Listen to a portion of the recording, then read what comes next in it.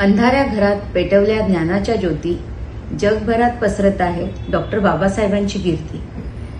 बंधू आणि भगिनींनो, आज 14 एप्रिल म्हणजे आपले महामानव डॉक्टर बाबासाहेब आंबेडकर यांची 135वी जयंती।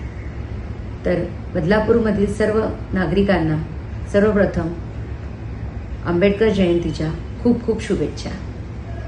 मंडळी, आज बाबासाहेब यांनी जे काम केलंय ते फक्त एखाद्या जातीसाठी किंवा एखाद्या धर्मासाठी नाही, तर भारतातील सर्व नागरिकांसाठी केलेलं आहे।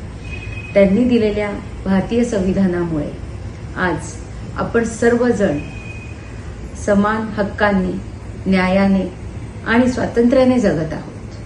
त्यांनी समता, स्वातंत्र्य आणि बंधुता याचा मूलमंत्र आपल्याला दिलेला आहे।